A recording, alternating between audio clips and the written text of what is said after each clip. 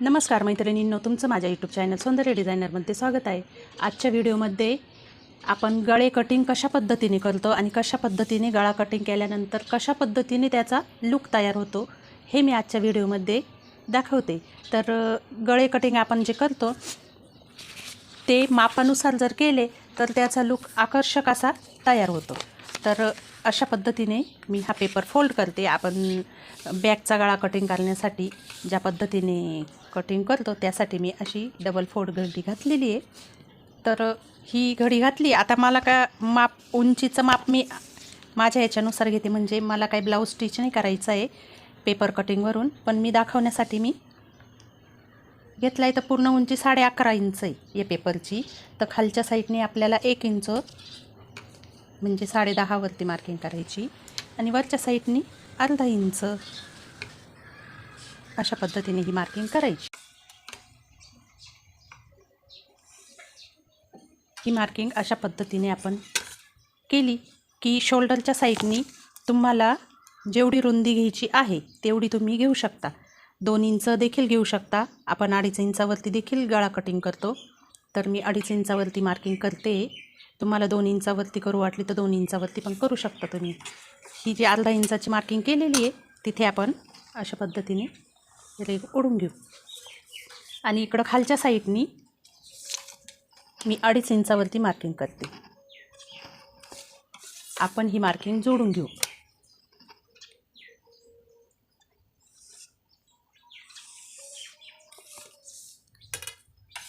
अशा पद्धतीने हा जो बॉक्स मी तयार केलेला आहे हा गळ्यासाठी तर आत्ता मी 2.5 इंचावरती मार्किंग केलेली आहे।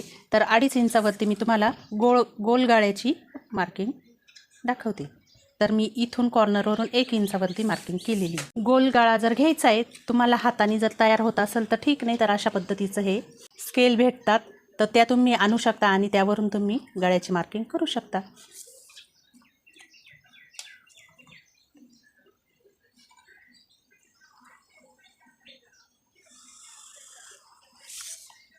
अशा पद्धतीने ही गळ्याची मार्किंग मी केलेली। ही गळ्याची मार्किंग मी तुम्हाला कटिंग करून दाखवली तर ती अशी सरळ पद्धतीने सिंपल गोल गळा होतो। तर यामध्ये आणखी वेगळा तुम्ही कटिंग करू शकता, त्याला तुम्ही लुक कसा येतो तो बघू शकता। तर हा मी तुम्हाला कटिंग करून दाखवते। कधीही गळा कटिंग करताना ही वरची अर्धा इंचाची जी आपण माप घेतलेलं आहे ते कटिंग नाही करायचं, म्हणजे आपला गळा हा व्यवस्थित ज्या मापावरती आपण घेतला आहे त्याच मापावरती स्टिच होतो।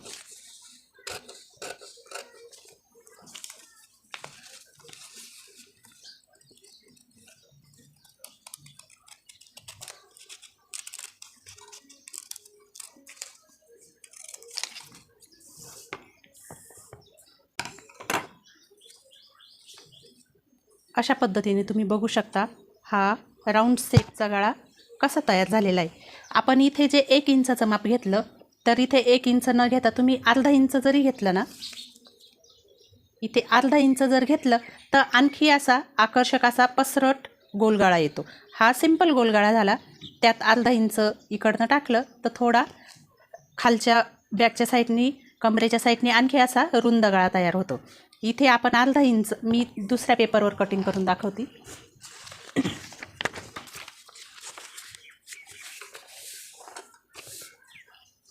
मापे सर्व आत्ता टाकली होती आपण, तीच टाकू।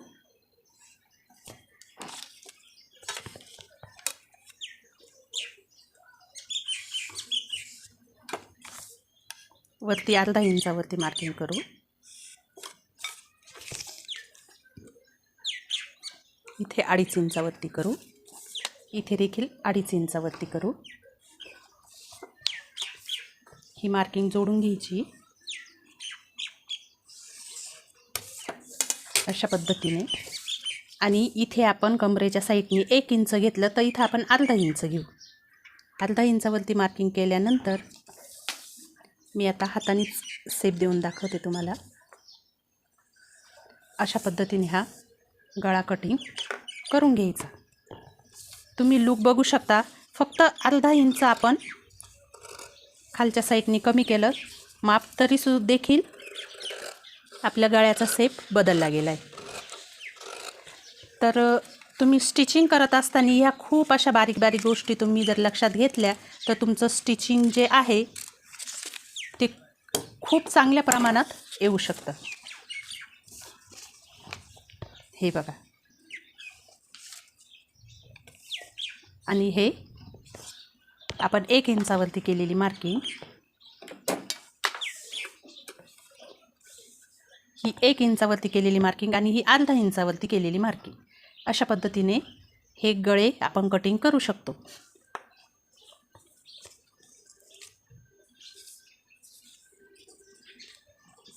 आता इथे आपण जर कमरेच्या साईडने आणखी रुंद वाटलं तर आपण रुंदसुद्धा घेऊ शकतो. पण तो रुंद कोणत्या मापापासून खाली आपण रुंद करायचा, तर तो कमीत कमी 4 इंच जे माप आहे आपलं शोल्डरच्या साईडनी 4 इंचावरती इथून खाली आपण रुंद करू शकतो. कारण इथे आपल्याला परत शोल्डरची जी पट्टी आहे ती देखील अशी छोटी छोटी होत चालते. तर आपण इथून खाली तुम्ही ब्रॉड गळा करू शकता. हा आपला अर्धा इंचावरती मार्किंग केलेला गळा आहे. हा 1 इंचावरती मार्किंग केलेला गळा आहे. आता मी तुम्हाला पान गळा कटिंग करून दाखवते.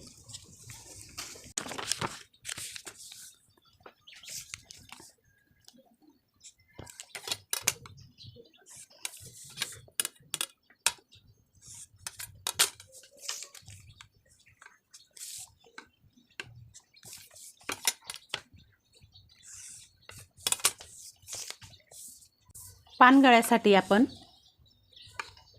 जो इथून आपण गोल शेप घेतो तर तोच घ्यायचा, फक्त इथं अशा पद्धतीने खाली शेप देऊन घ्यायचा. इथे जर थोडा खाली शेप दिला तर इथे देखील आपण असा साईडनी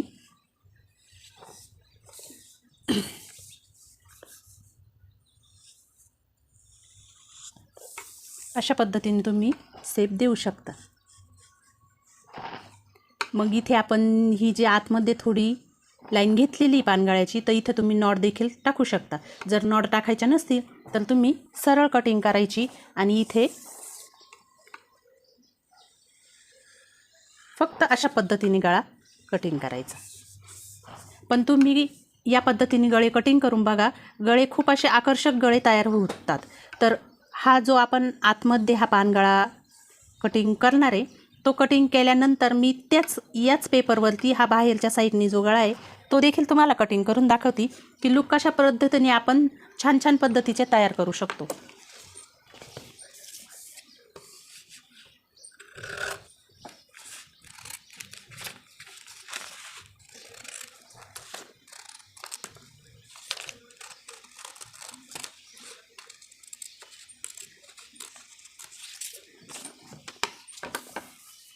मी आता डायरेक्टच कटिंग करून घेतलेला आहे.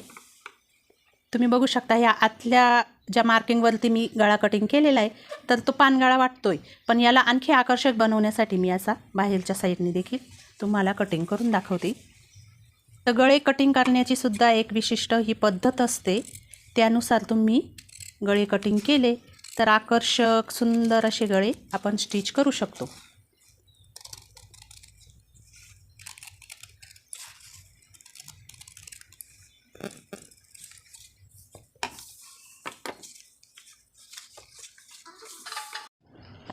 अशा पद्धतीने तुम्ही गळे कटिंग करू शकता. तर तुम्ही बघितला जो आतमधला मी गळा कटिंग केलेला होता तो आणि आता हा बाहेरच्या साईडने गळा कटिंग केला, हा यांच्यामध्ये फरक किती. तर तुम्हाला जर आणखी ब्रॉड घ्यायचे असतील तर पेपरची साईज तुमच्या कपड्याची साईज आणखी वाढवून घ्यायची आणि आणखी ब्रॉड पद्धतीने तुम्ही गळा कटिंग करू शकता. ब्रॉड साईज असली कस्टमरची तर ब्रॉडमध्ये, आणि जर आपली घडी जर छोटी असली किंवा कस्टमरची साईज जर छोटी असली तर छोट्या साईजमध्ये कटिंग करायचं, तेव्हा ब्रॉड साईजमध्ये नाही करायचं कटिंग. तर अशा पद्धतीने हे सिम्पलमधले गळे कटिंग कसे करतात ते मी तुम्हाला दाखवले आज. तर हे बेसिक पद्धत आहे. ही पद्धत जर तुमच्या लक्षात बसली तर तुम्ही पुढे आणखी वेगवेगळे डिझायनर गळेसुद्धा या बेसिक पद्धतीवरच कटिंग होतात. तर आजचा व्हिडिओ तुम्हाला आवडला असेल तर व्हिडिओला लाईक करा, व्हिडिओ शेअर करा आणि माझ्या चॅनलला सबस्क्राईब देखील करा. मी अशा पद्धतीने नवीन नवीन चॅनलवरती टाकत असते.